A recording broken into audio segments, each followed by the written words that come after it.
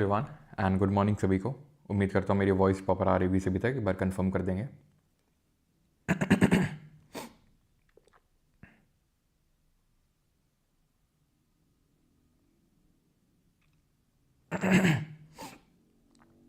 चलिए तो शुरू करते हैं आज से केमिस्ट्री। ठीक है, और केमिस्ट्री का आज ये लेक्चर नंबर फर्स्ट रहने वाला है, जिसमें कि हम लोग जो टॉपिक करने वाले हैं दैट इज़ मैटर्स। ठीक है, तो आज हम लोग जो है मैटर पढ़ेंगे। ओके, तो आज मैटर होगा अपना किसके साथ? केमिस्ट्री के साथ। तो शुरू करते हैं लेक्चर नंबर फर्स्ट। ठीक है, जहाँ पे आज हम पढ़ेंगे मैटर के बारे में, जानेंगे पदार्थ के बारे में। ठीक है, कि पदार्थ कितने तरीके का होता है, किस तरीके से इनको सेपरेट करते हैं, अलग अलग सारे बहुत सारी जो चीज़ें मैटर को रिलेटेड आपके एग्जाम में पूछी जाती हैं, वो सारी चीज़ें आज के इस लेक्चर में हम लोग देखने वाले हैं। ऑलराइट, ठीक है, क्योंकि आज ये पहला लेक्चर है तो ऐसा कोई MCQs नहीं है। ओके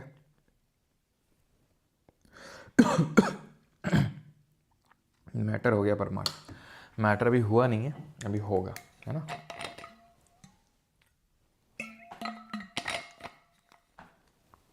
केमिस्ट्री के बाद कौन सा सब्जेक्ट होगा? सब्जेक्ट स्टार्ट नहीं हो पाता है, अगले सब्जेक्ट की पहले टेंशन होने लगती है। नहीं आगे कौन सा होगा। चलो तो शुरू करते हैं। मैटर, ओके, पदार्थ।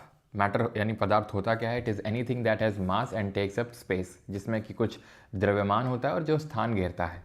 लाइक फॉर एग्जाम्पल, आप बैठे हो, ठीक है, तो आपने एक स्पेस ले रखी है, वहाँ पर उस स्पेस में कुछ रखा नहीं जा सकता है अनलेस एंड अनटिल आप उस स्पेस से हटो नहीं तो। ठीक है, लाइक फॉर एग्जाम्पल चेयर रखी होगी, कुछ ना कुछ तो ऑब्जेक्ट रखा होगा जहाँ पर उसने स्पेस ले रखी होगी। सिंपल, कुछ ना कुछ स्पेस ले रखी होगी। इनफैक्ट आपका जो पूरा रूम है वो मैटर से भरा हुआ है। आपको लगेगा नहीं सर मेरा पूरा रूम मैटर से भरा नहीं हुआ है, क्योंकि हर जगह सब कुछ नहीं रखा हुआ है, खाली भी स्पेस है। खाली है, देखो यहाँ पे जैसे मेरा हाथ लहर रहा है तो ये खाली है। एक्चुअल में वो खाली नहीं है, वहाँ पे गैस है, वहाँ पे एयर है। ठीक है, अगर आप पूरे अपने रूम को विजुअलाइज करें तो आपको सिर्फ कुछ चीज़ें दिखेंगी, लाइक फॉर एग्जांपल कि चेयर है, टेबल है, बेड है, सोफ़ा है। ठीक है, बहुत सारी चीज़ें होंगी, आपके पंखा है, ये सारी चीज़ें हैं। और आपको लगेगा बाकी तो सब खाली है पूरा रूम। खाली नहीं, एक्चुअल में वो भरा हुआ है एयर से, बिकॉज एयर भी एक ना कुछ स्पेस ले रही है, उसका भी कुछ ना कुछ मास होता है, उसका भी कुछ ना कुछ द्रव्यमान होता है। एंड क्योंकि उसका भी द्रव्यमान होता है और क्योंकि उसने भी स्थान घेर रखा है, तो इसलिए वो भी मैटर ही होगा। तो मैटर इसीलिए 3 प्रकार के होते हैं। सॉलिड, जैसे कि हमारी जैसे जो चीज़ हम देख सकते हैं बड़े आसानी से, चेयर, टेबल, सोफ़ा, बेड, ये सब पंखा हो गया, ये सब सॉलिड है। ठीक है, लिक्विड पानी हो गया। ठीक है, पानी इन द सेंस एक प्रकार हो गया। ठीक है, लिक्विड डिफरेंट तरीके का हो सकता है आपका। ठीक है, लिक्विड कुछ भी हो सकता है, लिक्विड हनी भी हो सकता है, हनी लिक्विड वाटर भी हो सकता है, लिक्विड कुछ भी हो सकता है। ठीक है, जो फ्लूइड हो। ओके, एंड गैस भी हो सकता है। अब हम क्लासीफाई किस बेसिस पे करते हैं कि कौन सॉलिड होगा, कौन लिक्विड होगा और कौन गैस होगा, यानी कौन ठोस होगा, कौन द्रव्य होगा, कौन गैस होगा, ये हम कैसे क्लासीफाई करेंगे? तो क्लासीफाई करने के लिए वैसे तो मैं आपको बता दूं, देयर आर, अभी हमने 3 पढ़े, solid, liquid, gas, 3 state of matter. यहाँ कितने लिखे हुए हैं? 4, बट एक्चुअल में होते हैं 5। ठीक है, 5th स्टेट ऑफ मैटर आखिरी में देखेंगे, लेकिन 4 स्टेट ऑफ मैटर ये प्राइमरी प्राइमरी तो 3 ही होते हैं, सॉलिड, लिक्विड, गैस। ठोस, द्रव्य और जो गैस होती है वो आपके प्राइमरी 3 स्टेट ऑफ मैटर होते हैं। बाकी फिर यहाँ से चौथा और पांचवा आगे आता है, किस तरीके से आता है वो हम देखेंगे। ठीक है, पहले हम देख लेते हैं सॉलिड्स के बारे में। They have distinct boundaries and fixed volumes, they have definite shape. तो डेफिनिट शेप होता है, जैसे फॉर एग्जांपल मेरा लैपटॉप है तो ये रेक्टेंगुलर शेप का है, फिक्स्ड बाउंड्री ले रखी है, ऐसा नहीं कि कहीं भी भाग रहा है। लाइक फॉर एग्जांपल मैंने पानी डाल दिया अपनी टेबल पे, तो उसका फिक्स्ड बाउंड्री नहीं है, वो धीरे धीरे हो सकता है और फैलना शुरू करे, और फैले और फैले और फैले। तो उसका कोई क्या फिक्स बाउंड्री होता है? लिक्विड का कोई क्या फिक्स बाउंड्री होता है? The answer is no. क्या कोई फिक्स्ड वॉल्यूम होगा? तो वो पहले तो हम पहले बाउंड्री और शेप की बात करते हैं। तो बाउंड्री अगर बात करेंगे तो सॉलिड की तो फिक्स्ड होगी, कोई भी चीज़ है। जैसे फॉर एग्जांपल मान लो मेरा फ़ोन है, तो फ़ोन का एक बाउंड्री है कि नहीं? ऐसा तो है नहीं कहीं से भी बढ़े जा रहा दरख्त की तरह या फैल रहा है वो, उसका फिक्स शेप है। ठीक है, sir they have tendency to maintain the shape when subject to outside force, यानी कि जब उन पर फोर्स लगता है तो अपने शेप को वो रीगेन कर लेते हैं। They have tendency to maintain the shape when subjected to outside force. ठीक है। तो जब किसी आउटसाइड फोर्स लगेगा तो अपने शेप को रिगेन कर लेते हैं। ऐसा नहीं कि हर कोई शेप को रिगेन कर लेगा। लाइक फॉर एग्जांपल अगर मैं इसमें अपने फ़ोन में कुछ भी एकदम से फोर्स लगाऊँ, ठीक है, इस पर बहुत ज़ोर का फोर्स लगाऊँ तो हो सकता है टूट जाए, फिर थोड़ी ना अपने शेप पे आएगा ये, ठीक है। बट हाँ, बहुत हद तक कोशिश करते हैं कि जब तक वो उस पर्टिकुलर शेप पे रीगेन कर सकते हैं। ऐसा क्यों होता है? ऐसा इसलिए होता है क्योंकि जो सॉलिड होता है, सॉलिड में जो पार्टिकल्स होते हैं, सॉलिड जिन पार्टिकल से मिलके बनता है, उनके बीच में इतना ज़्यादा स्ट्रॉन्ग फोर्स ऑफ अट्रैक्शन होता है, यानी उनके बीच का जो बल है जिससे वो आपस में बंधे हुए हैं वो इतना ज़्यादा होता है कि वो दूर दूर भाग ही नहीं पाते। इसलिए उनका हमें क्या देखने को मिलता है? डेफिनिट शेप देखने को मिलता है, फिक्स्ड बाउंड्री देखने को मिलती है। वहीं पे आप देख लो लिक्विड, कोई फिक्स बाउंड्री नहीं है सर। है तो ये फिक्स बाउंड्री नहीं है सर, ठीक है, क्योंकि वो तो अभी इस ऐसे कंटेनर में डला हुआ है, ऐसे कंटेनर में डला हुआ है, इसलिए उसका शेप अज्यूम कर लिया। अभी मैं इसको ग्लास में डाल दूंगा तो इस शेप का अज्यूम कर लेगा। अभी मैं इस तरीके से किसी बर्तन में डाल दूंगा तो इस शेप में आ जाएगा। तो यानी कि जो लिक्विड होते हैं, क्योंकि इनके बीच के जो पार्टिकल्स उनके बीच का जो फोर्स ऑफ अट्रैक्शन है, यानी उनके पार्टिकल्स के बीच लगने वाला जो बल है वो इतना जोर का नहीं है, इतना तेज नहीं है, इतना स्ट्रांग नहीं है, इसलिए आपस में एक दूसरे को होल्ड नहीं कर पाते, कहीं भी भागते हैं। और गैस में क्या है? गैस में तो और कम होता है इस फोर्स ऑफ अट्रैक्शन, जिसकी वजह से और दूर दूर भागते हैं ये, ठीक है। तो इनको एक कंटेनर में भी रखना मुश्किल हो जाता है कि हमें ये है कि भाई चलो एक ये कंटेनर है, इसमें मैं गैस डाल देता हूँ और गैस वहीं की वहीं बनी रहेगी, क्योंकि इनके बीच में जो फोर्स ऑफ अट्रैक्शन है वो इतना कम है कि ये कहीं भी भागने लगते हैं, ठीक है, तो वो गैस हो जाते हैं। तो यहाँ पे टाइप्स ऑफ सॉलिड पे आते हैं लेकिन उससे पहले लिक्विड और गैस समझ लेते हैं, उसके बाद टाइप्स ऑफ सॉलिड पे आएंगे। तो लिक्विड की बात करेंगे, it is a state of matter that can flow and take the shape of its container, जो अभी हम लोगों ने देखा। एंड गैस, क्रिस्टलाइन, सॉलिड अभी छोड़ दो इसको, ठीक है। A gas is a substance that is in gaseous और वेपर स्टेट ऑफ मैटर, ठीक है। It exhibits behaviour uniformity. इसका मतलब क्या होता है कि यह व्यवहार में एक रूपता प्रदर्शित करती है। इंपॉर्टेंट पॉइंट है, बाकी सब तो आपको समझ में आ गया। लेकिन ये बिहेवियर यूनिफॉर्मिटी क्या होती है? बिहेवियर यूनिफॉर्मिटी का मतलब ये होता है कि गैस इतना दूर दूर होती हैं कि इनकी इंडिविजुअल खुद की कोई आइडेंटिटी नहीं है, ऐसे समझ लो। ये जितनी भी गैसेज आपको देखने को मिलेंगे, जितने भी गैसेज हैं, वो सारे लॉज को, जो भी गैसियस लॉज होते हैं, इस चैप्टर के एंड में हम लोग पढ़ेंगे। जितने भी गैसियस लॉज होते हैं, चाहे बॉयल्स लॉ ले लो, चाहे चार्ल्स लॉ ले लो, ये सब गैस फॉलो करती हैं। ये सारी गैसेज इन सारे लॉज को फॉलो करती हैं, यानी एक यूनिफॉर्म तरीके से बिहेवियर दिखाती हैं, यानी एक रूप में खुद को प्रदर्शित करती हैं, अलग अलग रूप में प्रदर्शित नहीं करती हैं, एक ही तरह सारी गैसेज बिहेव करती हैं। इसलिए इनको बोलते हैं कि ये बिहेवियर यूनिफॉर्मिटी एग्जिबिट करती हैं, यानी कि व्यवहार में एक रूपता प्रदर्शित करती हैं। तो ये चीज़ समझ में आ गई हमें कि सॉलिड का फिक्स शेप होता है, लिक्विड उस कंटेनर का जिसमें उसको रखा गया उसका शेप ले लेगा, और गैस का ऐसा कोई शेप तो आप भूल ही जाओ। और इसमें हमें बिहेवियर यूनिफॉर्मिटी देखने को मिलती है। और ऐसा होता इसलिए है क्योंकि जो फोर्स ऑफ अट्रैक्शन है वो सबसे स्ट्रॉन्गेस्ट होता है पार्टिकल्स के बीच में इन दी सॉलिड, और सबसे कम होता है, न्यूनतम होता है इन गैस। तो ये कारण होता है कि क्यों अलग अलग स्टेट ऑफ मैटर अपन को देखने को मिलते हैं। अब जो सॉलिड है ना, सॉलिड को भी हम दो टाइप्स में डिवाइड करते हैं, ठोसों को भी हम दो प्रकार में विभाजित करते हैं, एमॉर्फस, क्रिस्टलेन, ठीक है, यानी कि अक्रिस्टलीय और क्रिस्टलीय। एमॉर्फस मतलब अक्रिस्टलीय, क्रिस्टलीय मतलब क्रिस्टलीय, ठीक है, सिंपल। तो सबसे पहले तो स्वभाव में ये समदैशिक होते हैं, और क्रिस्टलीय स्वभाव में विषमदैशिक होते हैं, मतलब they are isotropic and they are anisotropic. अब यहाँ पे देखो हिंदी में कितना आसान है समझना। समदैशिक, सम मतलब एक जैसा, विषम मतलब कि ऑड, यानी कि एक जैसा नहीं है, उसको हम बोलते हैं विषम, है ना। तो सभी दिशाओं में समान गुण अगर देखने को मिल रहे हैं, यानी कि किसी भी दिशा से आप जाइए आपको सेम टाइप की जो प्रॉपर्टीज उसको देखने को मिल रही हैं, उस पर्टिकुलर जो भी सॉलिड है उसकी प्रॉपर्टीज आप कहीं से भी मापने लग जाओ सेम ही मिलेंगी। लेकिन क्रिस्टलीन जो होते हैं, जो क्रिस्टलीय ठोस होते हैं, उनके दिशा से गुण बदलते हैं, ठीक है। Properties vary with the direction, ठीक है, properties vary with the direction. जैसे फॉर एग्जांपल अगर आप लकड़ी के टुकड़े को लो तो लकड़ी सॉलिड है। अब अगर किसी ने ढंग से कभी थोड़ा बहुत लकड़ी के बारे में अगर कोई जानता हो, तो जो आपकी लकड़ी होती है, जो वुड होती है, उसका एक ग्रेन होता है। लाइक फॉर एग्जांपल अगर कभी आपने देखा इस तरीके से थोड़ा थोड़ा आपको वुड में कुछ तो स्ट्रक्चर देखने को मिलता है, तो उसको हम बोलते हैं ग्रेन। तो ग्रेन के हमेशा अगर कभी आप बड़ाई से पूछो तो हमेशा वो ग्रेन के अलॉन्ग काटता है, ना कि अगेंस्ट में, क्योंकि उसके अलॉन्ग काटना आसान रहता है, ठीक है। तो ये हम ऑब्जर्व कर रहे हैं वुड में, लकड़ी में, कि अलोंग दी मतलब एक फिक्स्ड डायरेक्शन में जा रहे हैं तो अलग तरीके की प्रॉपर्टी है, एक अलग डायरेक्शन में आ रहे हैं तो अलग तरीके की प्रॉपर्टीज़ हैं। ठीक, क्लियर है। तो जैसे आपका कॉपर हो गया, सिल्वर हो गया, NaCl हो गया, ठीक है, तो ये सब कैसे हैं आपके एनिसोट्रॉपिक है, इसमें आप वुड भी लिख सकते हो।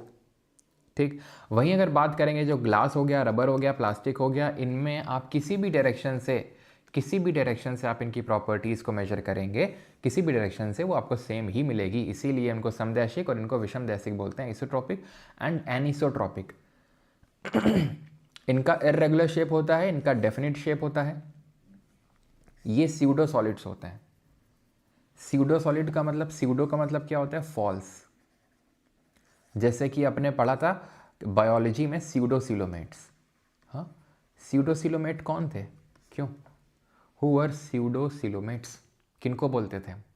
तो ये हम बोलते थे कौन से फाइलम को? तो वो था आपका कौन? एस्चेलमेंथिस या फिर निमैटोडा, वही सेम ही है, ठीक है, बस नाम अलग अलग है। उन्हीं को स्यूडोसिलोमेट, क्योंकि इसमें फॉल सिलोम था। सिलोम कुछ इस तरीके से कैविटीज़ में भरा हुआ था सिलोम, यानी कि वो फॉल्स सिलोम था। बट ये ट्रू सॉलिड्स होते हैं। अब ऐसा क्यों कि ये फॉल्स होते हैं और ये ट्रू होते हैं, ऐसा क्यों बोलते हैं? क्योंकि इनमें इरेगुलर अरेंजमेंट होता है कॉन्स्टिट्यूएंट पार्टिकल्स का। जैसे आप यहाँ पे देखिए, क्या कोई पर्टिकुलर अरेंजमेंट आपको दिख रहा है पार्टिकल्स का? नहीं, इधर उधर अरेंजमेंट है, ठीक है, एक शेप है, ठीक है, भले एक डेफिनेट शेप ना, मतलब एक तरीके से हम बोल सकते हैं एक शेप तो है उसका, लेकिन वो इरेगुलर शेप है, इरेगुलर शेप, रेगुलर शेप नहीं है।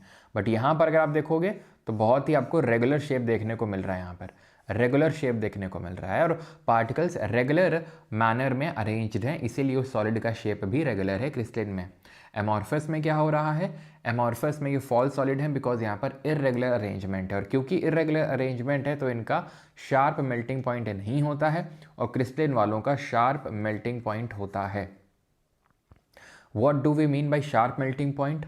शार्प मेल्टिंग पॉइंट का मतलब ये है कि हमने किसी सॉलिड को क्या किया? हीट करना शुरू किया। अगर वो तुरंत मेल्ट हो जाए, एक सर्टेन टेम्परेचर पे आके वो मेल्ट हो जाए, तो उसको बोलेंगे शार्प मेल्टिंग पॉइंट।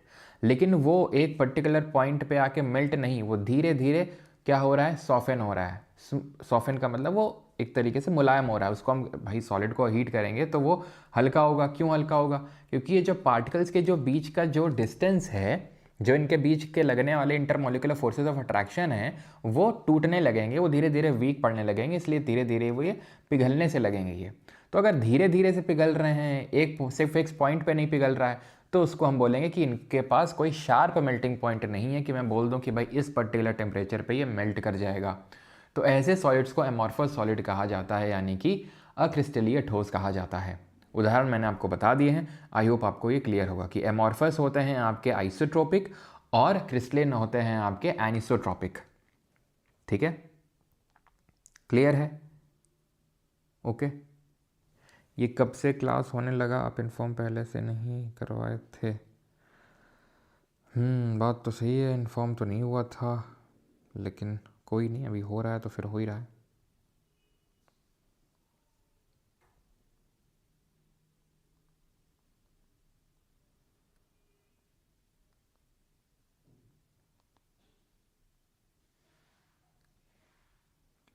क्लियर है?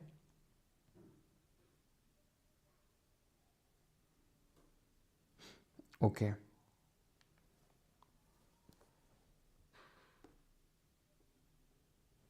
ठीक, चलिए अभी आते हैं, आगे बढ़ते हैं और आते हैं ये एनोमलस एक्सपेंशन ऑफ वाटर देखते हैं। ये एनोमलस एक्सपेंशन ऑफ वाटर क्या चीज़ होती है, फिर हम लोग आगे बढ़ते हैं बाकी की तरफ। तो जैसे अभी हम देख रहे हैं कि किस तरीके से अगर हम सॉलिड को हीट कर देंगे तो वो लिक्विड बन जाएगा, लिक्विड को हीट कर देंगे तो गैस बन जाएगा। नहीं बन जाएगा। आप खुद सोचो कि अगर हम जब हीट करेंगे, हीट करने का मतलब ये है कि इनके बीच में लगने वाले इंटरमोलिकुलर फोर्स ऑफ अट्रैक्शन जो हैं वो कम हो रहे हैं, वो ढीले पड़ रहे हैं, वो टूट रहे हैं।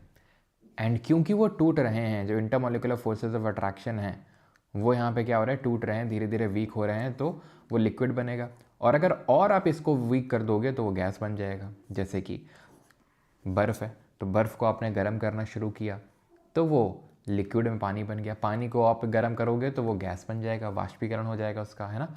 आपने देखा होगा कि अगर आप पानी को गर्म करो और रख के पतीले को कहीं पे भूल जाओ, थोड़ा सा पानी आपने गर्म किया और रख के भूल गए आप, ठीक है, धीरे धीरे उसमें कुछ नहीं बचेगा, कहाँ गया वो गैस में कन्वर्ट हो गया, वो गैस में कन्वर्ट हो गया।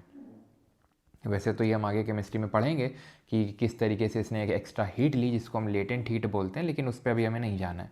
तो इतना आपको समझ में है कि उनके बीच में लगने वाले intermolecular force of attraction weak होने लगते हैं। ठीक, होता क्या है कि जनरली होता यह है कि जब भी हम किसी चीज़ को हीट करते हैं, तो क्या होता है, उसका जो वॉल्यूम होता है, आप मुझे बताओ क्या होता होगा, कॉन्ट्रैक्ट होता होगा या फिर एक्सपैंड होता होगा। वॉल्यूम के बारे में, अगर मैं किसी चीज़ को हीट कर रहा हूँ तो वॉल्यूम में क्या होगा, ये बताइए आप।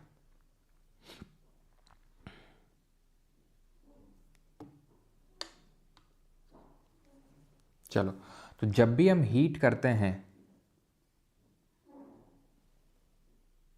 ठीक है, तो जब भी हम हीट करेंगे किसी चीज़ को तो क्या होगा, कॉन्ट्रैक्ट होना शुरू होगा वो पर्टिकुलर चीज़, ठीक है, एक तरीके से सिकुड़ना शुरू होगा, आप इसे समझ सकते हो, उसका वॉल्यूम कॉन्ट्रैक्ट होगा। ओके, तो वाटर कुछ ऐसी प्रॉपर्टी शो करता है कि वो जब उसको काइंड ऑफ कूल डाउन किया जाता है, लाइक फॉर एग्जांपल उसका वाटर का टेम्परेचर 15 डिग्री सेल्सियस, तो 15 से 10 आया, 10 से 5 आया, इस तरीके से वो क्या है कि वो कॉन्ट्रैक्ट होता रहता है, कॉन्ट्रैक्ट होगा, और पानी क्या होता जाएगा, वो डेंसर होता जाएगा और डेंसेस्ट हो जाएगा 4 डिग्री सेल्सियस पे आके। 4 डिग्री सेल्सियस का ऐसा तापमान है कि जहाँ पर पानी का जो वॉल्यूम है वो कॉन्ट्रैक्ट होता रहेगा, जो कि नॉर्मल होता है किसी भी चीज़ को जब हम अगर हम कूल डाउन करते हैं, सॉरी यहाँ पर हीट, ठीक है, तो हीट में आपका हो जाएगा एक्सपैंड, वॉल्यूम हीट करने पे एक्सपैंड करता है, ठीक है, वॉल्यूम हीट करने पे एक्सपैंड करता है और कूल डाउन करने पे कॉन्ट्रैक्ट करेगा, ठीक है, हीट करने पे एक्सपैंड एंड कूल डाउन पे करने पे कॉन्ट्रैक्ट। तो यहाँ पर हम क्या कर रहे हैं, कूल डाउन कर रहे हैं, 15 से 10 पे लेके आए, 10 से 5 में लेके आए, तो धीरे धीरे हम पानी का तापमान कम करते जा रहे हैं।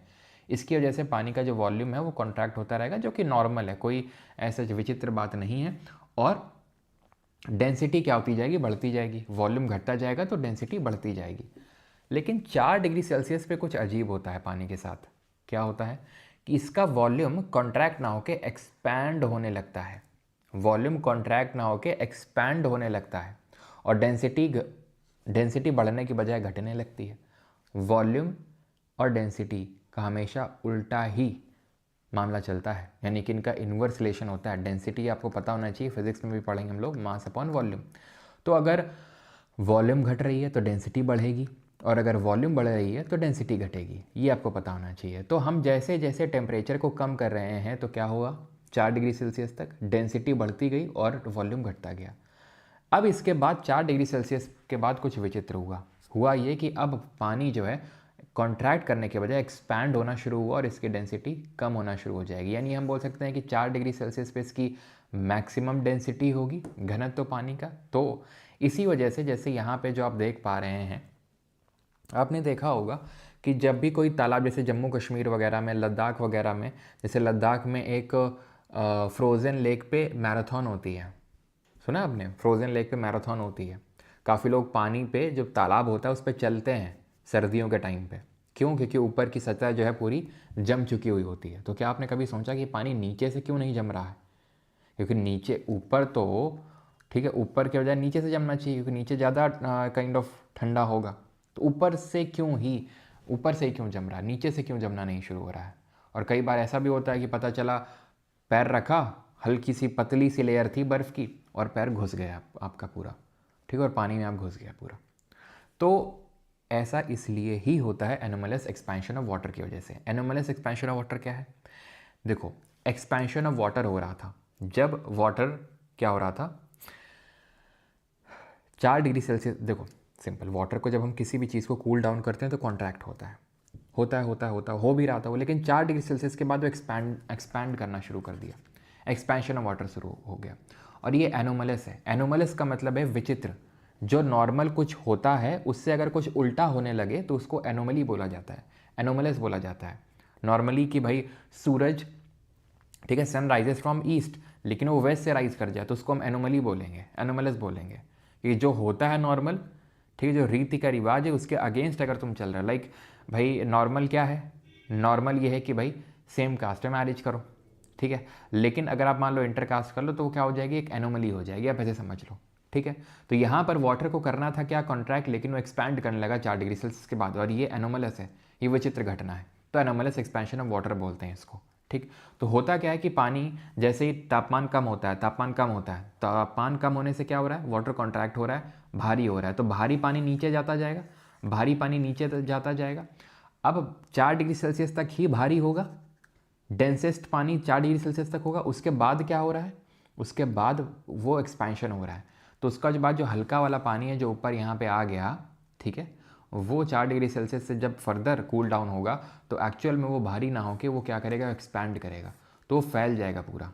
और क्योंकि ये पूरा आपकी ठंडी हवा के कांटेक्ट में है, इसलिए ये लेयर पूरी जम जाएगी, क्योंकि ये पूरी ठंडी हवा के कांटेक्ट में है। और जो 4 डिग्री सेल्सियस वाला पानी था वो नीचे है, और ये पानी की जो तापमान है वो धीरे धीरे 0 डिग्री सेल्सियस रीच कर जाएगी, और ये लेयर आपकी पूरी जम जाएगी, ये पूरी लेयर आपकी जम जाएगी ऊपर की, ठीक है। और एक तरीके से जो आपको लगेगा कि जो बर्फ़ है वो पानी में तैर रही है। अब बर्फ़ पानी में तैर क्यों रही है, डूब क्यों नहीं रही, क्योंकि आप खुद सोचो, वाटर की डेंसिटी 4 डिग्री सेल्सियस पे मैक्सिमम थी, 0 डिग्री सेल्सियस पे तो वाटर की डेंसिटी कम होने लगी थी, तो यानी कि ये कम घनत्व वाला है, ये कम भारी है, और जो ज़्यादा भारी होगा वो नीचे सेटल डाउन होगा। तो 4 डिग्री सेल्सियस वाला पानी है, फिर बाकी के जो पानी है वो सब 3 डिग्री सेल्सियस, 2 डिग्री सेल्सियस, वो सब नीचे सेटल डाउन है, ठीक है, वो नीचे है। और सबसे ऊपर क्या होगी, आपकी बर्फ़ होगी, तो बर्फ़ एक तरीके से पानी में तैरेगी, ठीक है। तो this is anomalous expansion of water. अब हम क्या करेंगे, अब फोर्थ स्टेट ऑफ मैटर पे आएंगे। तो ये तो एक विचित्र चीज़ थी जो हमें बीच में पढ़नी थी, जो हमने पढ़ ली। इसी वजह से आप देखोगे तो जो मछलियाँ वगैरह हैं वो आराम से सर्वाइव कर पाती हैं। मछलियाँ वगैरह अगर नीचे से जमना शुरू हो जाए, सोचो नीचे से जमना शुरू हो जाए तो मछलियाँ एकदम ऊपर तैरने लगेंगी, ऊपर आ जाएंगी, पकड़ना कितना आसान हो जाएगा, ठीक है। तो ये आराम से नीचे रह पाती हैं, जबकि पूरी बर्फ़ जमी हुई है, पूरी यहाँ पे बर्फ़ जमी हुई है। आपको लगेगा अगर ऊपर बर्फ़ जमी हुई नीचे तो क्या ही हाल हो रहा होगा मछलियों का, लेकिन यहाँ पर 0 डिग्री सेल्सियस का पानी नहीं है, 4 डिग्री सेल्सियस, 3 डिग्री सेल्सियस, तो वो और जो मछलियाँ हैं वो और नीचे जाती हैं, ठीक है। तो लिविंग बींग्स के लिए रहना भी ऐसा डिफ़िकल्ट नहीं होता है, ओके। अब आते हैं फोर्थ स्टेट ऑफ मैटर पे। तो सॉलिड को हीट कर रहे थे, लिक्विड बन रहा था, लिक्विड को हीट कर रहे थे, गैस बन रहा था, और गैस को जब हम हीट करेंगे तो वो प्लाज्मा बनेगा।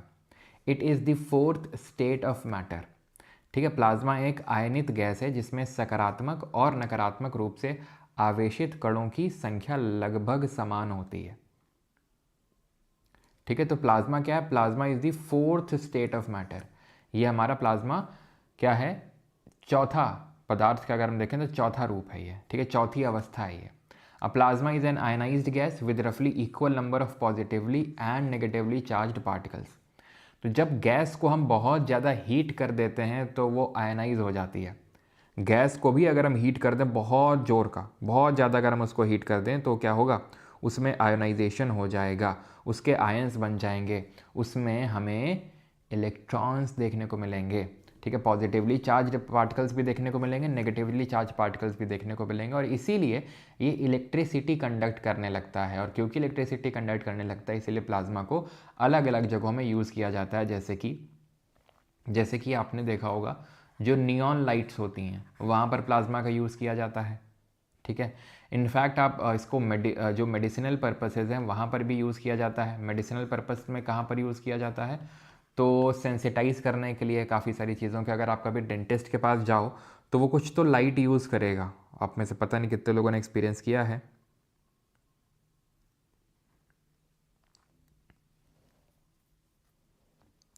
तो 4 डिग्री सेल्सियस से ज़्यादा टेम्परेचर नहीं होगा, किसका नहीं होगा, तो 4 डिग्री सेल्सियस से ज़्यादा मतलब पूछना क्या चाह रहा हो।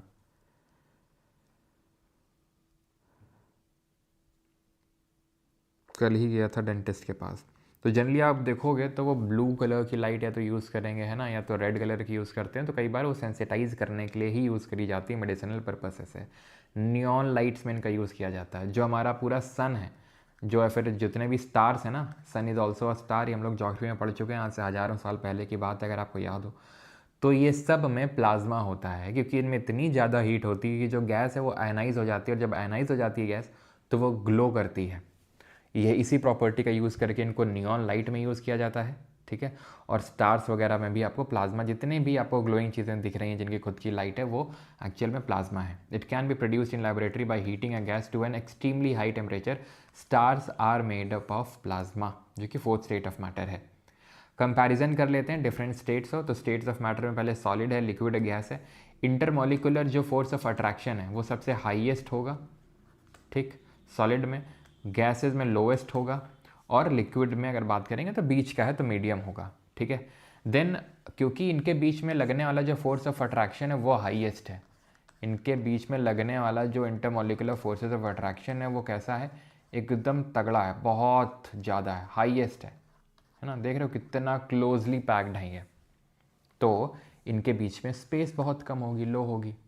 और क्योंकि फोर्स ऑफ अट्रैक्शन यहाँ पे लोएस्ट है, ठीक है, गैस में, तो इनके बीच की जो स्पेस होगी वो बहुत ज़्यादा होगी, ठीक है, क्योंकि गैस में दूर दूर हैं पार्टिकल, तो इनके बीच की स्पेस ज़्यादा है। अब स्पेस ज़्यादा है तो दूर दूर भागेंगे, ये ज़्यादा भागेंगे, जल्दी भागेंगे। भागने का मतलब है काइनेटिक एनर्जी। अभी हमने काइनेटिक एनर्जी पढ़ा नहीं है कि क्या होती है, लेकिन आप समझ लो गतिज ऊर्जा इसको हिंदी में बोलते हैं। जब कोई चीज़ गति करती है तो उसमें कोई जो ऊर्जा आती है तो उसको हम गतिज ऊर्जा बोलते हैं, काइनेटिक एनर्जी बोलते हैं।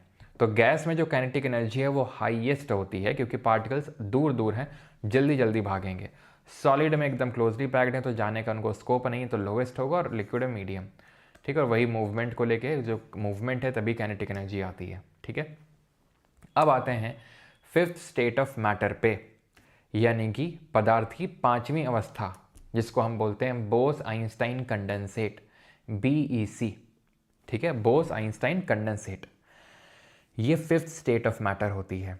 पहला solid, then liquid, then gas, उसके बाद हमने गैस को बहुत हीट कर दिया था तो प्लाज्मा बन गया था।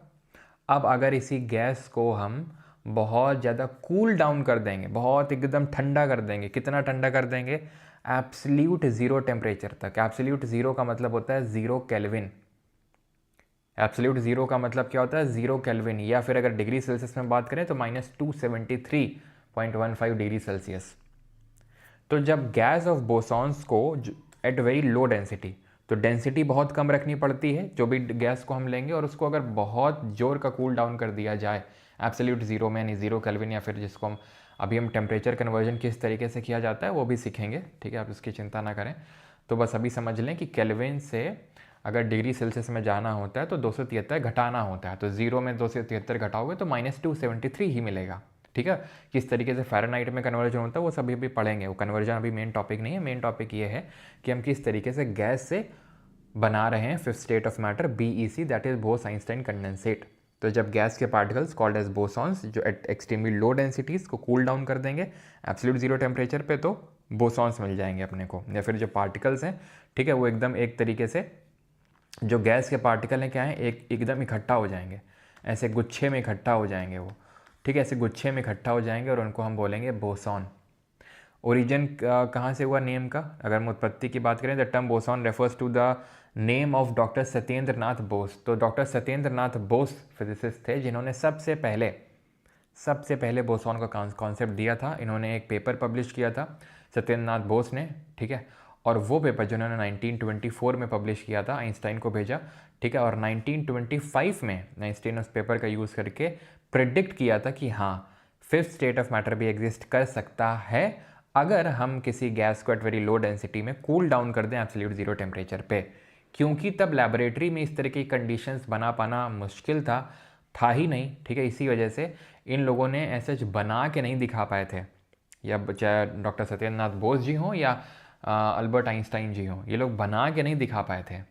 तो बना के बाद में जब लैबोरेटरी में इस तरह की कंडीशन डेवलप करना पॉसिबल हो पाया, तब दो साइंटिस्ट थे जिनका नाम था एरिक कॉर्डनेल और कार्ल वीमैन। इन्होंने क्या किया था, इन्होंने 1995 की बात है, 1995 की बात है, जब इन्होंने रुबीडियम गैस को लिया एट वेरी लो डेंसिटी और उसके एटम्स को कूल डाउन किया बहुत ही कम टेम्परेचर में, ठीक है, बहुत ही कम टेम्परेचर में। तो सबसे पहली बार इन्होंने रुबीडियम गैस के एटम्स, रुबीडियम जो गैस है उसके एटम्स का यूज़ करके बोसॉन्स को बनाया था, फिर बोस आइंस्टाइन कंडेंसेट को बनाया उन्होंने, ठीक है। देन उसके बाद फर्दर वॉल्फगैंग केटल ने 1999 में सोडियम एटम्स का यूज़ करके बोस-आइंस्टाइन कंडेंसेट को बनाया।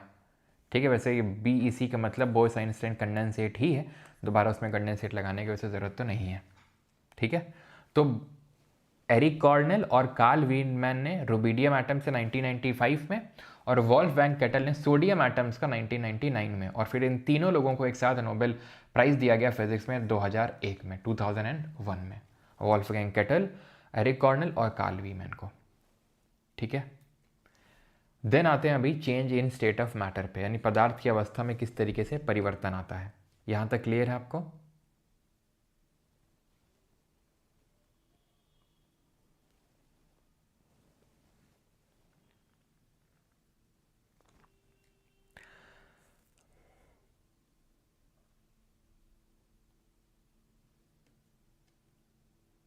ओके, मुझे पता ही नहीं था, आज तो काफ़ी लोगों को आई थिंक नहीं पता था ना क्लास के बारे में।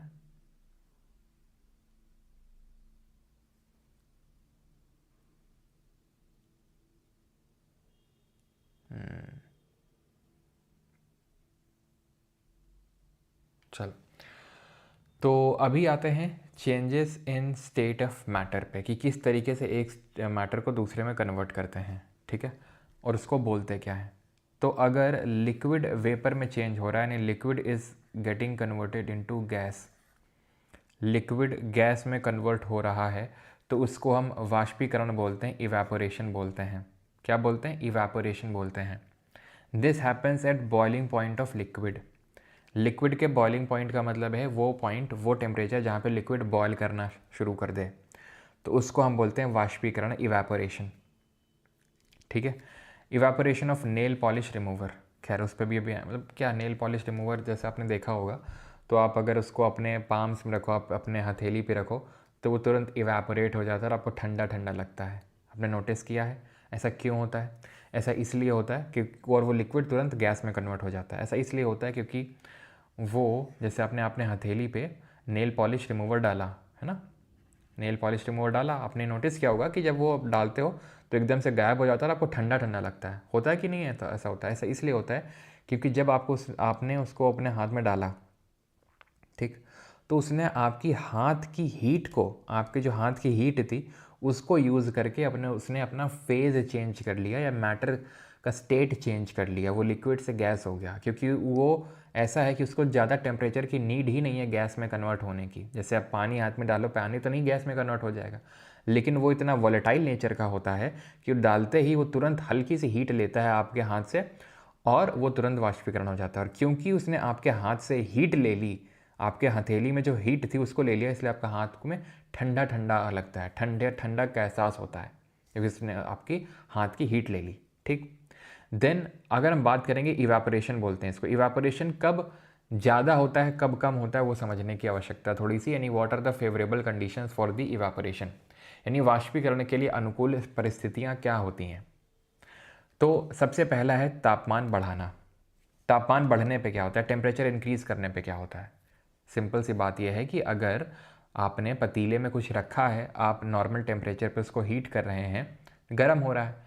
अब मान लो उसको, आपको अगर आप उसको तेज कर दोगे, यानी कि बहुत ज़्यादा हीट करने लगोगे, तो ऑब्वियस सी बात है वो जल्दी उसका वाष्पीकरण होगा, यानी कि रेट ऑफ एवापोरेशन फास्ट हो जाएगा। सिंपल, आप कपड़ों से समझो कि जब हम कपड़े जो हैं धुल के डालते हैं सर्दियों के टाइम पर या गर्मियों के टाइम पे, तो कब जल्दी सूखते हैं?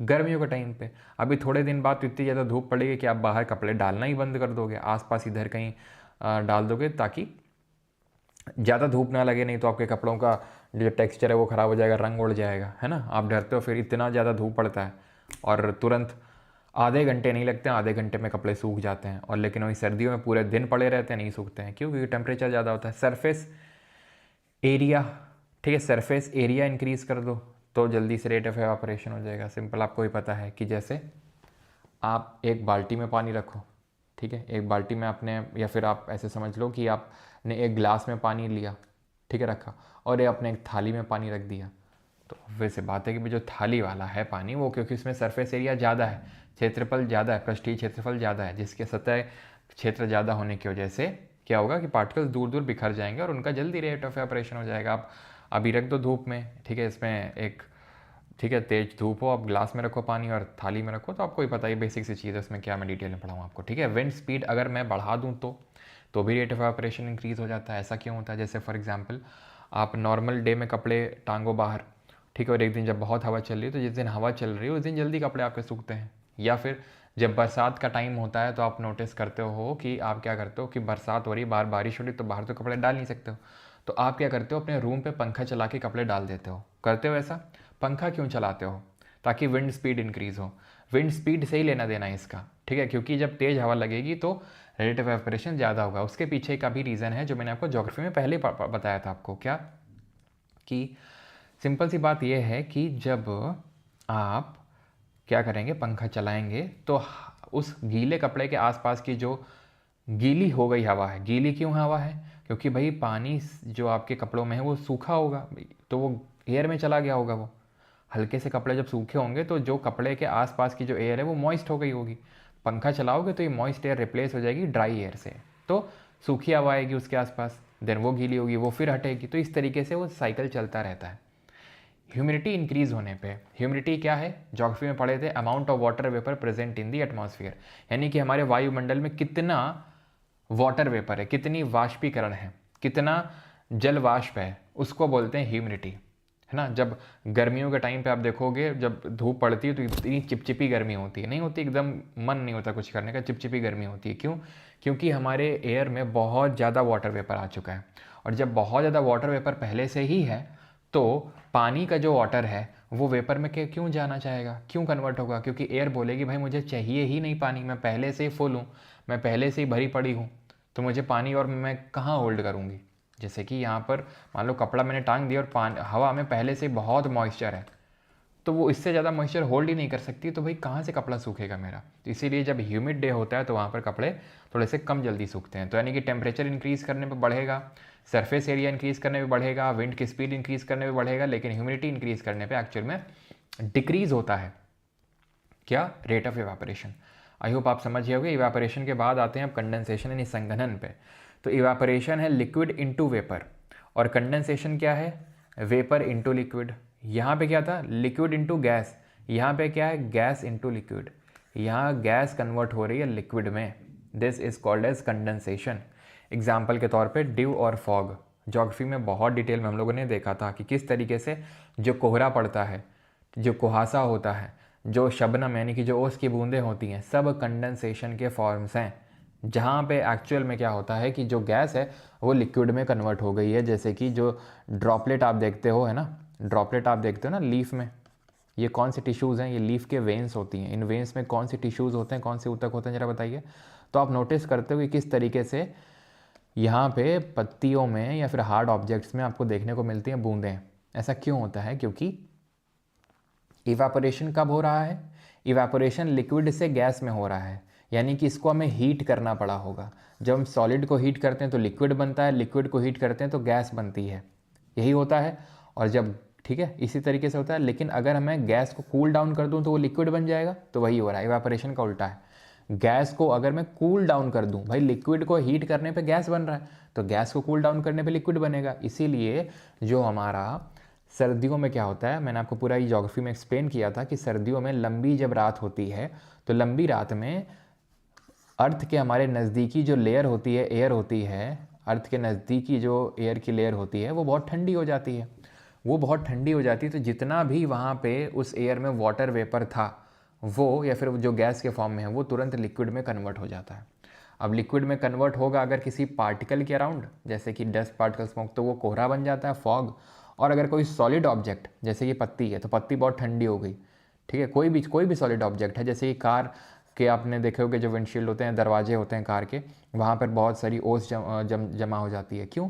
क्योंकि बहुत ठंडी हो गई वो, और उसके आसपास की जो भी एयर थी और उसमें जो वाटर वेपर था, वो जो गैस थी वो कूल डाउन हो गई, और कूल डाउन होने की वजह से वो क्या हो गई, लिक्विड में कन्वर्ट हो गई, और इसी को बोलते हैं हम ड्यू या फिर ओस।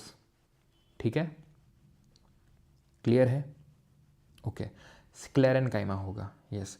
Guttation at edges of leaf, guttation से यहाँ पर कोई लेना देना है नहीं वैसे, ठीक है, लेकिन हाँ रात में होता है गटेशन, लेकिन गटेशन का ओ से कोई लेना देना नहीं होता है, ड्यू से कोई लेना देना नहीं होता है। गटेशन जो होता है हाइडाथोर्स के थ्रू होता है लीफ की एजेस पे।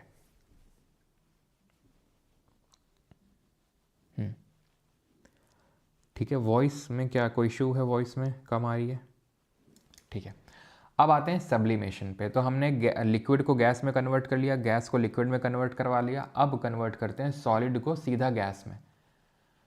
ठीक है, सॉलिड को सीधा गैस में। अब सर सॉलिड को लिक्विड में अगर कन्वर्ट करें तो क्यों, इसको क्या बोलेंगे? ना को सर कॉलिन काइमा फ्लेक्सिबिलिटी, यस। हाँ, कॉलिन काइमा फ्लेक्सिबिलिटी देता है, लेकिन मैंने वेन्स का पूछा था। ठीक है, तो वो आपका स्ट्रैन काइमा होगा। ठीक है, चलो। तो सॉलिड से लिक्विड सिंपल है, मेल्टिंग है। तो ये मैं आपको अलग से नहीं पढ़ाने वाला हूँ कि सॉलिड से लिक्विड वाले क्या बोलते हैं, लेकिन यहाँ पे हम देखेंगे सॉलिड से डायरेक्टली गैस में जब कन्वर्ट होता है उसको क्या बोलते हैं? उसको ऊर्ध्वा पतन बोलते हैं या फिर सब्लिमेशन बोलते हैं। The process of changing solid directly into gas without passing them through a liquid state, यानी कि सॉलिड सीधा गैस में कन्वर्ट हो गया। एग्जाम्पल के तौर पर नैप्थलीन, जो नैप्थलीन बॉल्स हैं आपकी, वो क्या है, डायरेक्टली सॉलिड से गैस में कन्वर्ट हो जाती हैं। आप देखते होगे नैप्थलीन की बॉल्स पड़े पड़े पड़े पड़े वो एकदम गायब हो जाती हैं। वैसा तो है नहीं कि सॉलिड से पहले वो लिक्विड बन जाती हैं, देन लिक्विड से गैस में, तो वो नैप्थलीन होती हैं। ठीक है, ड्राई आइस हो गया। ड्राई आइस क्या होता है, क्यों, व्हाट इज ड्राई आइस? भाई उसको मेल्टिंग भी बोल सकते हो, ऐसा उसमें कोई इशू नहीं, और वो पूछेगा भी नहीं। ठीक है, तो मेल्टिंग या फिर ड्राई आइस की अगर बात करेंगे तो क्या होता है, ये होता है आपका सॉलिड CO2। ठीक है, सॉलिड CO2, ये भी सीधा सॉलिड से गैस में ही कन्वर्ट होता है। जो सॉलिड CO2 है ये सीधा गैसीय CO2 में कन्वर्ट होता है। तो ड्राई CO2 भी आपका कैसा है, सबलाइम कंपाउंड है। तो सबलाइम कंपाउंड वो कंपाउंड होते हैं जो, और कंपाउंड क्या आते हैं वो भी अभी देखेंगे। तो सबलाइम चीज़ें वो चीज़ें होती हैं जो सीधे सॉलिड से गैस में कन्वर्ट हो जाएं, जैसे कि फॉर एग्जांपल कपूर की गोलियां, कैम्फर, कैम्फर हो गया, कपूर हो गया। तो कपूर भी आप नोटिस करते हो सीधा सॉलिड से गैस में कन्वर्ट होता है, वो लिक्विड में नहीं जाता है। डिपोजिशन क्या होता है, सब्लिमेशन का उल्टा, ऑपोजिट ऑफ सब्लिमेशन, जहाँ पे गैस सॉलिड में टर्न होती है। हम लोगों ने पढ़ा था कि जैसे कि ओस की बूंदें होती हैं, ठीक है, ऐसे आप अगर ठंडे इलाकों में जाओ तो पेड़ों में वहाँ पर ओस की बूंदें नहीं होती हैं, बर्फ़ जमा हो जाती है। पत्तियों में, गाड़ियों में बर्फ़ जमा हो जाती है वहाँ पे। ऐसा क्यों होता है, बर्फ़ जमा हो जाती है? क्योंकि वहाँ पे जो ड्यू पॉइंट था वो फ्रीजिंग पॉइंट से कम था। ड्यू पॉइंट मतलब वो पॉइंट जहाँ पर वो कन्वर्ट होते हैं फ्रॉम गैस टू लिक्विड, ये ज्योग्राफी हम लोगों ने पढ़ा था। लेकिन वो 0 डिग्री सेल्सियस से अगर कम का तापमान है वहाँ पे, तो वो लिक्विड के फॉर्म में कंडेंस नहीं होंगे, वो एक्चुअल में सॉलिड के फॉर्म में डिपॉजिट होंगे। ठीक है, तो आप अगर देखोगे तो पत्तियों में जैसे बर्फ़, ठंडे इलाकों जैसे जम्मू कश्मीर वगैरह में सर्दियों के टाइम पे, तो क्या होता है वहाँ पर ओस नहीं पड़ती है वहाँ पर, क्योंकि तापमान इतना कम हो जाता है कि वो सॉलिड फॉर्म में क्रिस्टलाइज होता है, तो सीधा गैस से सॉलिड बनता है, और उसको बोलते हैं हम क्या, जैसे आइस क्रिस्टल जो फ्रॉस्ट वगैरह होती है वो, उसको डिपोजिशन यानी कि निक्षेपण बोला जाता है।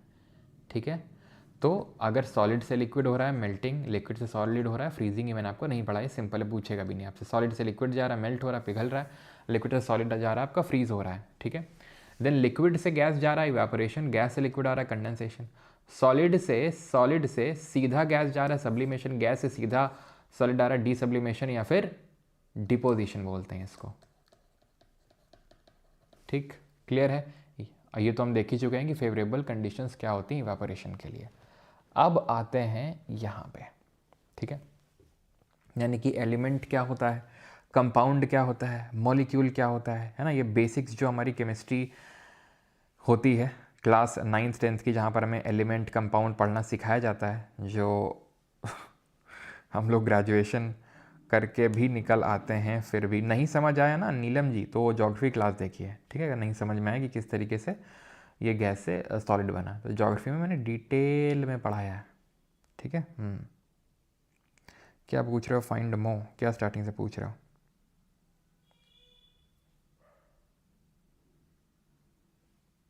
हैप्पी होली, हो गई है होली अब।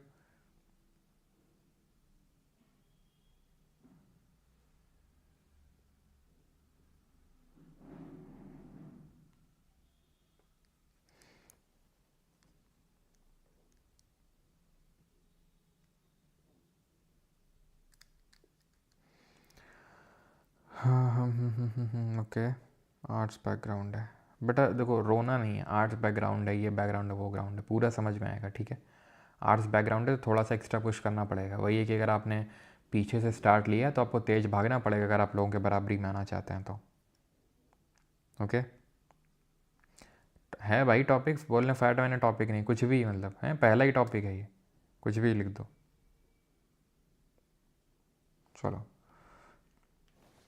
अभी आते हैं यहाँ पे, ठीक है। Based on the composition matter can be classified as, अभी तो हम मैटर की डिफरेंट स्टेट्स पढ़ रहे थे। मैटर को हम दो पार्ट में डिवाइड करते हैं, एक तो प्योर सब्सटेंस, ठीक है। अभी जो यहाँ पर सब कुछ लिखा हुआ है उस पर आपको ध्यान नहीं देना है, ठीक है।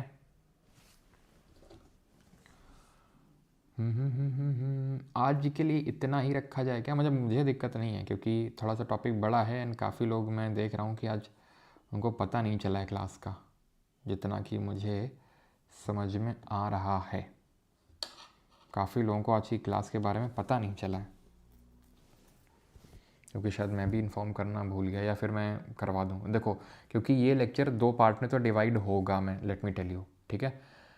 दो पार्ट में इस सेंस में कि आज ही मैं आपको एमसीक्यू करा दूँ वो पॉसिबल नहीं हो पाएगा क्योंकि थोड़ा सा बड़ा, जैसे अभी मुझे पूरा सब्सटेंस मिक्सचर पढ़ाना है, देन मिक्सचर्स को अलग अलग कैसे किया जाता है वो पढ़ाना है, गैसियस लॉस पढ़ाने हैं, देन उसके बाद एमसीक्यूज आएंगे। यस सर, रहने दो, ठीक है। चलो आज आई थिंक इतना ही रखते हैं, मतलब मुझे दिक्कत नहीं है कुछ, ये मत सोचना कि मतलब मुझे, ठीक है मैं तो सिंपल क्लास ऑफ भी कर सकता था, ठीक है, लेकिन आई थिंक काफ़ी लोगों को आज की क्लास के बारे में पता नहीं चला, तो खैर कोई नहीं। हमने बेसिक स्टेट ऑफ मैटर समझ लिए हैं, कितने तरीके से होते हैं, किस तरीके से ट्रांसफॉर्म होता है, एनोमलस एक्सपेंशन ऑफ वाटर भी समझ लिया। आई थिंक यह हम लोग कल से स्टार्ट करते हैं, ठीक है, और कल ये लेक्चर पूरा कंप्लीट करते हैं विद दी MCQs ऑल्सो, जहाँ पे हम प्योर सब्सटेंस वर्सेस मिक्सचर देखेंगे एंड उसके बाद कैसे अलग अलग करते हैं, सेपरेट करते हैं, एंड MCQs भी। ओके ठीक।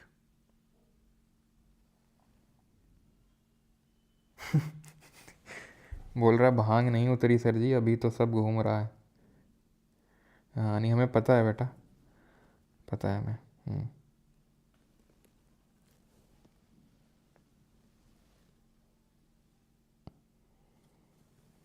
यानी फिजिकल केमिकल चेंजेस भी होंगे, यस।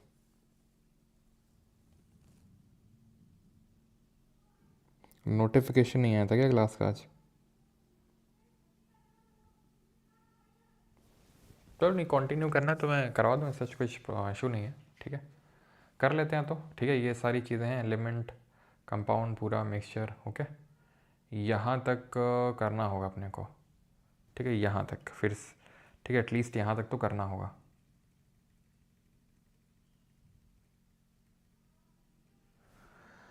कर लें सर, स्टैटिक जी के क्वेश्चंस करेंगे, स्टैटिक जी के क्वेश्चंस भी।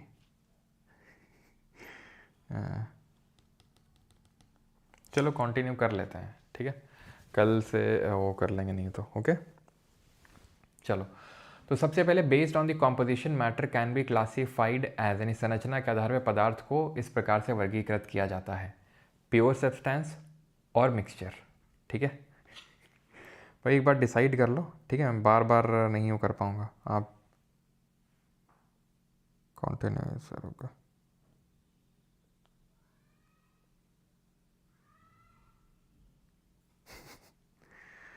चलो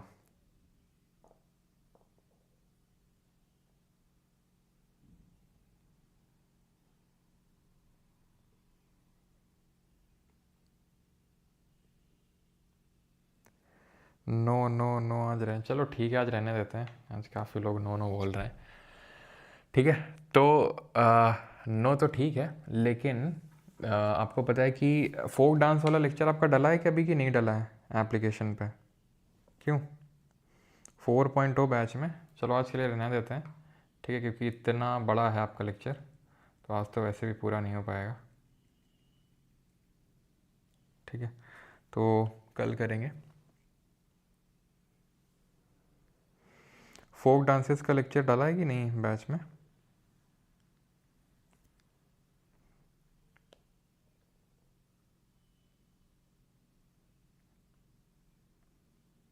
ओके, नहीं डला है। देखो, फोक डांसेस का भी लेक्चर आज आपको मिल जाएगा एप्लीकेशन पे, तो थोड़ा थोड़ा मैं आपको ये बस बोल रहा हूँ कि एकदम एग्रेसिवली नहीं, थोड़ा थोड़ा स्टैटिक जीको को भी साथ लेके चलना, ठीक है, जितना हो सके। इसी वजह से मैं अभी एकदम से आपको प्रेशर नहीं डाल रहा हूँ केमिस्ट्री का भी, ठीक है, जितना, क्योंकि एक तो क्लासिकल डांस वाला हो चुका है, फोक डांस का जितना आपसे हो पाए, जितना आप कर पाएँ उतना आपको धीरे धीरे करते रहना। फिर हम लोग MCQs एक साथ प्रैक्टिस करेंगे इसके। ओके, चलो, ऑलराइट, थैंक यू। ओके, अब मिलते हैं कल, और कल कोई बहाना नहीं चलना चाहिए कि हमें पता नहीं चला था, क्लास कब हो गई, ये सारी चीज़ें। ओके, चलिए, थैंक यू एवरीवन, धन्यवाद। काफ़ी, आई थिंक ये हमारी शॉर्टेस्ट क्लास होगी अभी तक की।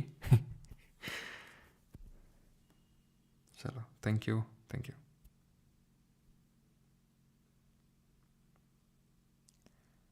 Anomalies, anomalous expansion of water explain कर दीजिए। ओके, एनोमलस वाले में कन्फ्यूजन है क्या? देखो, एनोमलस एक्सपेंशन ऑफ वाटर में क्या होता है कि सिंपल होता ही है कि जब हम किसी चीज़ को कूल करते हैं तो वो कॉन्ट्रैक्ट होती है, ठीक है, कूल डाउन करते हैं तो कॉन्ट्रैक्ट होती है। वाटर भी कॉन्ट्रैक्ट होता है, लेकिन 4 डिग्री सेल्सियस के बाद कॉन्ट्रैक्ट नहीं होता है, एक्सपैंड करना शुरू कर देता है। तो ये एक एनोमली है, यानी कि जो नॉर्मल बिहेवियर, जो नॉर्मल पैटर्न है उससे कुछ अलग है, कुछ डिफरेंट है, यानी जो होना चाहिए उससे कुछ विपरीत है।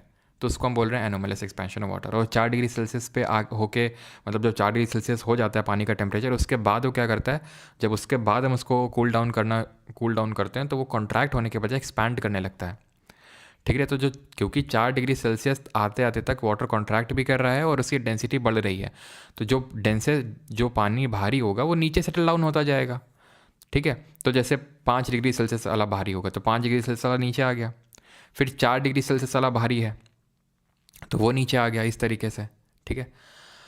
4 डिग्री सेल्सियस पे क्या होता है कि अब पानी इससे ज़्यादा डेंस होगा ही नहीं, यानी कि आप ये सोचो कि यहाँ पे 3 डिग्री सेल्सियस हो गया और वो उससे ज़्यादा डेंसर हो जाए, तो वो नहीं है, वो 4 डिग्री सेल्सियस के ऊपर आएगा 3 वाला। क्यों? क्योंकि 3 कम भारी है, 4 पे मैक्सिमम डेंसिटी होती है, और ऊपर की लेयर अब नीचे नहीं जाएगी क्योंकि अब वो एक्सपैंड करेगी और वो ठंडी हवा के कांटेक्ट में है तो वो फ्रीज़ हो जाएगी और ऊपर पूरी बर्फ़ जम जाएगी। Okay, alright. इसमें भी तुमको मैं समराइज़ करूँ? क्यों, छोटे से लेक्चर में तुमको समरी चाहिए। चलो समराइज़ कर देता हूँ। तो हमने मैटर में ये पढ़ा कि there are primarily 3 states of matter. ये सॉलिड है जहाँ पर इसका फिक्स शेप है, लिक्विड है जहाँ पर इसका कोई फिक्स शेप नहीं है, जहाँ भी डालोगे उसका शेप ले लेगा, और गैस भाग रही है, ठीक है। ये बिहेवियर यूनिफॉर्मिटी एग्जिबिट करती है। एंड यहाँ पे सबसे ज़्यादा इंटरमोलिकुलर फोर्सेस ऑफ अट्रैक्शन होता है, यहाँ पे उससे कम, और यहाँ पे सबसे लीस्ट होता है। और इसी वजह से काइनेटिक एनर्जी आप देख सकते हो, मूवमेंट कितना हो रहा है इनका थोड़ा थोड़ा मूवमेंट हो रहा है, इनका जीरो मूवमेंट है। तो kinetic energy maximum, medium, lowest, ठीक है, इस तरीके से। देन अगर हम इसी गैस को हीट कर दें तो वो 4th state of matter plasma बन जाएगा, जहाँ पर आयनाइजेशन हो जाता है गैस का, यानी कि हमें पॉजिटिवली चार्ज और नेगेटिवली चार्ज पार्टिकल्स देखने को मिलते हैं जो इलेक्ट्रिसिटी कंडक्ट करते हैं, जिसकी वजह से इनको हम अलग अलग पर्पसेस में, जैसे कि जो ग्लोइंग लाइट होती है, नियॉन लाइट, उनमें यूज़ करते हैं, मेडिसिनल पर्पसेस से स्टेरलाइज करने के लिए यूज़ करते हैं। लेकिन वहीं अगर बात करेंगे इसको, अगर हम कूल डाउन कर दें गैस ऑफ लो डेंसिटी को एब्सोल्यूट जीरो टेम्परेचर पे, तो बोसॉन्स बन जाते हैं, यानी गैस के कुछ पार्टिकल्स आपस में एकत्रित हो जाते हैं, इकट्ठा हो जाते हैं और बोसॉन बना देते हैं। और वो जो बोसॉन्स होते हैं, they are the 5th state of matter. 1924 में सबसे पहले सत्येंद्रनाथ बोस जी ने इसके बारे में बताया था कि बोसॉन करके भी कुछ हो सकता है अगर हम gas of extremely low density को extremely low temperature, absolute zero temperature पे, यानी 0 केल्विन पे कूल डाउन कर दें। 1925 में आइंस्टाइन ने उस रिसर्च पेपर को देख के इसके बारे में प्रेडिक्शंस करी थी, लेकिन एक्चुअल में बना नहीं पाए थे बोसॉन्स, जो 1995 में एरिक कॉर्नेल और कार्ल वीमैन ने बनाया था रुबीडियम गैस के एटम्स के साथ। देन 1999 में सोडियम एटम्स के साथ वॉल्फगैंग केटल ने बनाया था, जिसकी वजह से तीनों लोगों को 2001 में नोबेल प्राइज़ दिया गया था। हमने चेंज ऑफ मैटर पढ़ा कि किस तरीके से सॉलिड से लिक्विड, लिक्विड से गैस होता है ना। तो सॉलिड से लिक्विड होता है तो उसको हम बोलते हैं मेल्टिंग, लिक्विड से सॉलिड होता है तो फ्रीजिंग बोलते हैं, सॉलिड से सीधा गैस होता है सब्लिमेशन, गैस से सॉलिड होता है डिपोजिशन बोलते हैं, लिक्विड से गैस होता है हम बोलते हैं कंडेंस, लिक्विड से गैस होता है इवेपोरेशन, और गैस से लिक्विड होता है तो बोलते हैं कंडेंसेशन। फिर हमने ये भी देखा कि इवेपोरेशन किन किन कंडीशंस में ज़्यादा होता है, कब कम होता है। तो अगर आप तापमान बहुत ज़्यादा बढ़ा देते हो, टेम्परेचर बहुत ज़्यादा कर देते हो, तो क्या होता है, टेम्परेचर इंक्रीज़ करने से रेट ऑफ एवेपोरेशन इंक्रीज़ कर जाता है, ठीक। आप सरफेस एरिया बढ़ाओगे, सतही क्षेत्र बढ़ाओगे, रेट ऑफ एवापोरेशन इंक्रीज करेगा। आप विंड स्पीड बढ़ाओगे, रेट ऑफ एवापोरेशन इंक्रीज करेगा।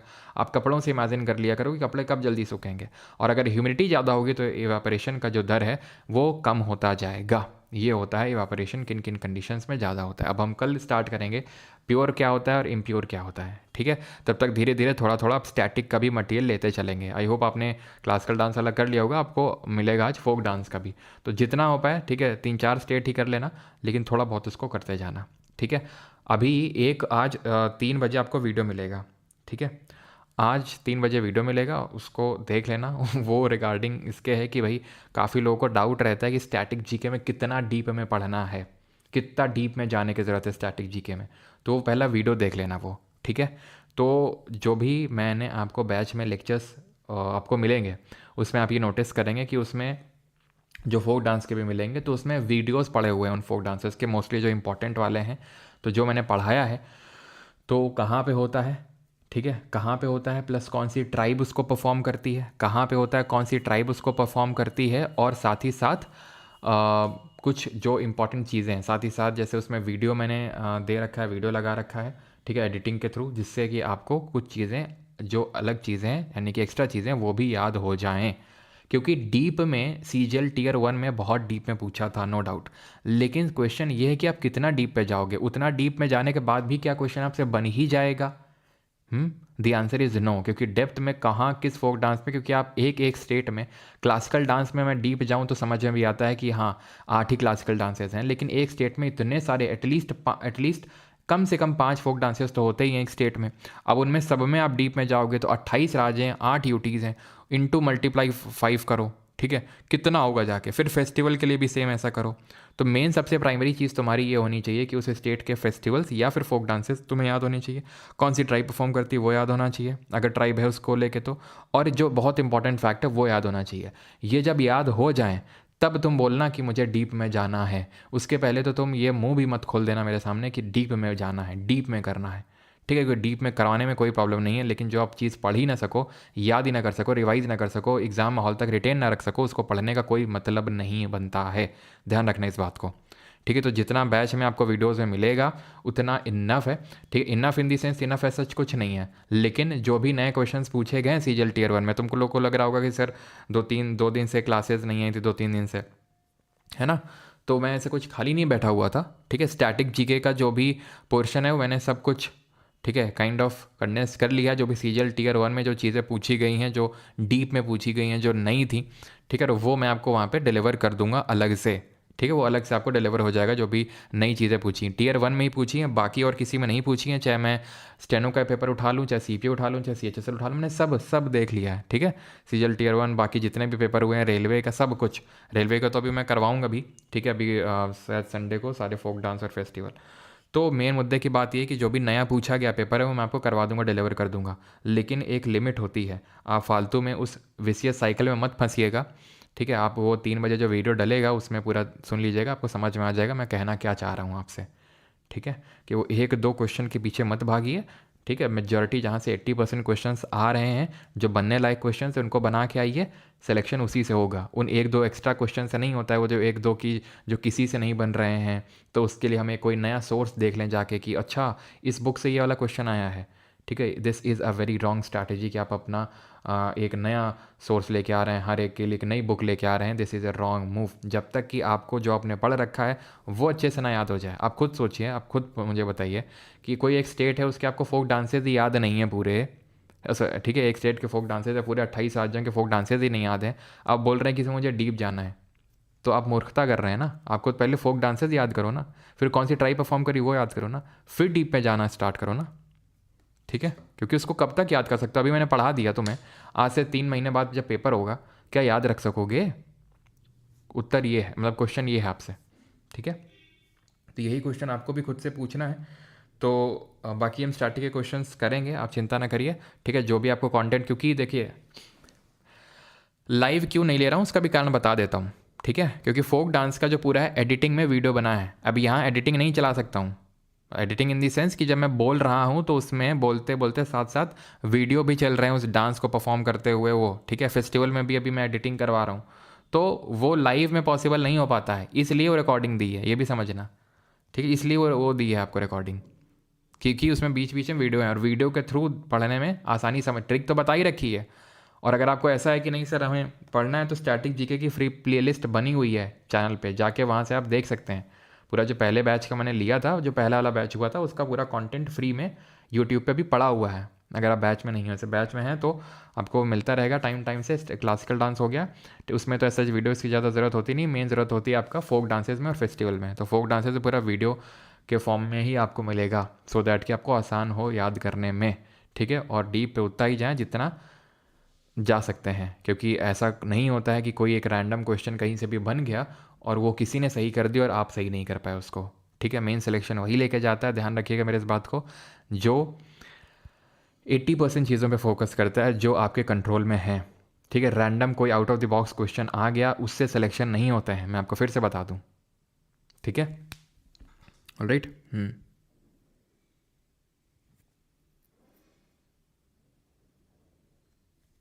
चलो, तो मैटर अभी हमारा पूरा ख़त्म नहीं हुआ है, आज मैटर हुआ है, ठीक है। तो मैटर के डिफरेंट स्टेट्स पढ़ी और कल हम यहाँ से आगे फर्दर प्रोसीड करेंगे। थैंक यू एवरीवन, धन्यवाद।